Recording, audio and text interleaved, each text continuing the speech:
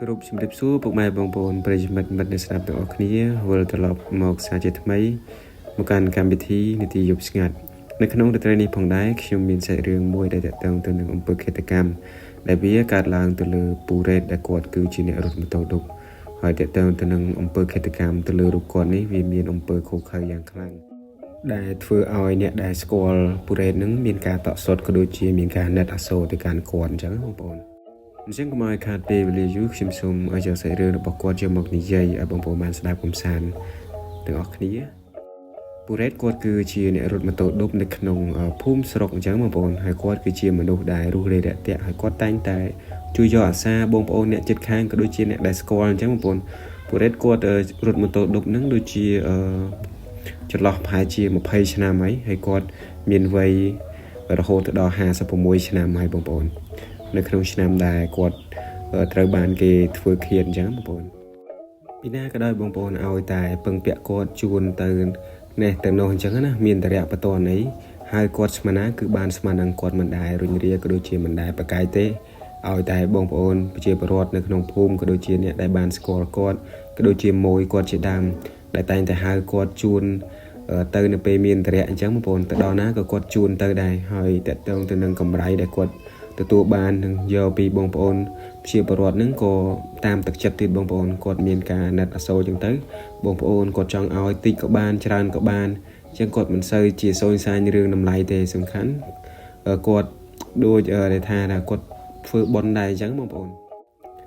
តែរឿងដែលអកុសលសម្រាប់គាត់នឹងគឺដោយសារតែចិត្តបន់ចិត្តសន្តោសចិត្តយោគយល់ចិត្តដោយសារតែស្គាល់គ្នាទោះបីជាយុបលុបប៉ុណ្ណាក៏គាត់ទៅដឹកក៏គាត់ទៅជួនអញ្ចឹងបងប្អូន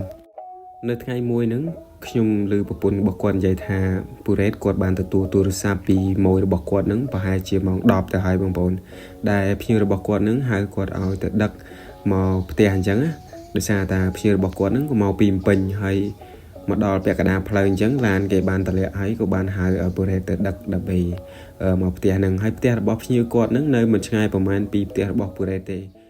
ប្រពន្ធរបស់ពូរ៉េតហ្នឹងគាត់និយាយថាដោយសារតែពូរ៉េតហ្នឹងមានចិត្តយោគយល់ក៏ដូចជាដោយសារតែពូរ៉េតហ្នឹងបានស្គាល់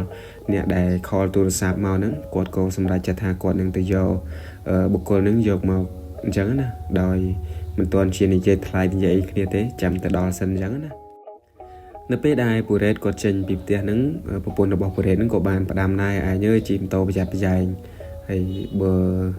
សិនជាមិនស្រួលទេមិនបាច់ដឹកទេព្រោះនៅឥឡូវក៏មិនល្អក៏យើងមើលមិនដឹងថាគេល្អឬអាក្រក់ជាមួយយើងដែរអញ្ចឹងណាគាត់បានផ្ដាំពូរ៉េតអញ្ចឹងពូរ៉េតគាត់បានតមកវិញថាអីទេឯងសម្រានមុនខ្ញុំទៅដឹកគេព្រោះដោយសារតាស្គាល់ដែរទេអញ្ចឹងណាពូរ៉េតបាននិយាយប្រាប់ប្រពន្ធគាត់អញ្ចឹងហើយគាត់ក៏បានចេញម៉ូតូទៅអញ្ចឹងទៅនៅពេលដែលពូរ៉េតជិះបានទៅដល់កន្លែងដែលភ្ញៀវបានខលមកណាត់គាត់ដើម្បីឲ្យគាត់ដប់ជួនមកផ្ទះវិញអញ្ចឹងភ្ញៀវរបស់គាត់ហ្នឹងក៏បានឈប់នៅមុខហាងខារ៉ាអូខេមួយកន្លែងហើយភ្ញៀវរបស់គាត់ហ្នឹងក៏បានបបួលពូរ៉េតហ្នឹងចូលដកមេសិនចូលទៅកញ្ចុះអញ្ចឹងបងប្អូនខារ៉ាអូខេគេមានកញ្ចុះមានអីអញ្ចឹងណាចូលទៅកញ្ចុះដើម្បីផឹកជាមួយគាត់មួយយូរសិនចាំទៅផ្ទះអញ្ចឹងណាពូរ៉េតគាត់ដោយសារតែស្គាល់ដែរទេគាត់ក៏គិតថាអីទេដាក់មកកំប៉ុងពីកំប៉ុងជាមួយភ្ញៀវអញ្ចឹងណាគាត់គិតថាស្គាល់ដែរទេគាត់ក៏យល់ព្រមចូលទៅហូបជាមួយភ្ញៀវម្នាក់ហ្នឹងទៅបន្ទាប់ពីហូបនៅកញ្ចុះនឹងបានពីកំប៉ុងហើយពូរ៉េតហ្នឹងក៏បានប្រាប់ភ្ញៀវរបស់គាត់ថាដល់ម៉ោងហើយអញ្ចឹងណាយប់ហើយយើងក៏បញ្ញាប់ទៅផ្ទះដែរអញ្ចឹងព្រោះផ្លូវរៀងស្ងាត់ដែរអញ្ចឹងណាមកចម្ងាយផ្លូវដូចជាជាង10គីឡូដែរអញ្ចឹងវារៀងស្ងាត់អញ្ចឹងគាត់ក៏បានប្រាប់ភ្ញៀវរបស់គាត់ហ្នឹងថា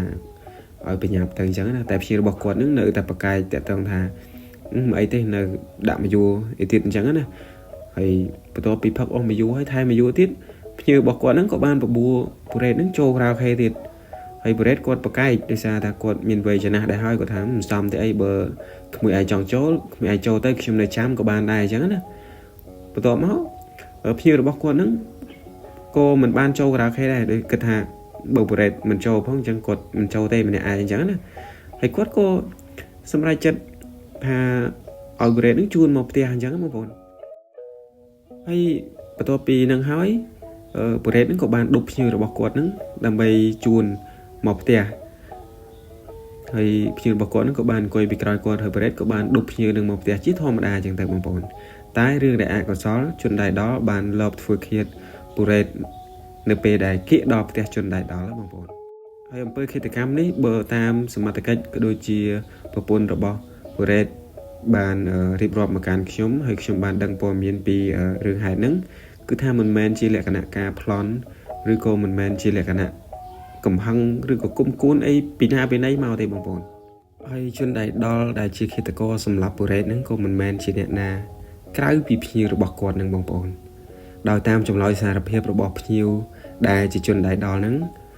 គឺដោយសារតែបបួពូរ៉េតចូលការ៉ាអូខេមិនបានណាបងប្អូនវាទៅអញ្ចឹងទៅរឿងវាគួរឲ្យហួសចិត្តណាយកជីវិតរបស់ពូរ៉េតមកលេងសើចទាំងដែលមិនមែនជាលក្ខណៈដែលជាកំហឹងគុំគួនអីពីរឿងអីមកដោយសារតែរឿងពូរ៉េតមិនចូលការ៉ាអូខេជាមួយគាត់ហើយចម្លើយសារភាពរបស់គាត់ហ្នឹងគឺវាតែប៉ុណ្្នឹងបងប្អូនរឿងហេតុដោយសារតែប៉ុណ្្នឹងដោយសារតែរឿងមួយបន្តិចហ្នឹងទៅសម្រាប់ពូរ៉េតដែលជាមនុស្សស្លូតត្រង់មនុស្សដែលចេះជួយយកអាសាអ្នកដទៃជួយយកអាសាសំបីតែជនដែលដល់នឹងខ្លួនឯងក៏បានពូរ៉េតទៅជួយយកអាសាហើយត្រូវបានស្លាប់ដោយសារស្នាដៃរបស់បុគ្គលជាភ្ញៀវនឹងទៀតអញ្ចឹងបន្ទាប់ពីរត់គេចខ្លួនបានរយៈពេល3ថ្ងៃប៉ូលីស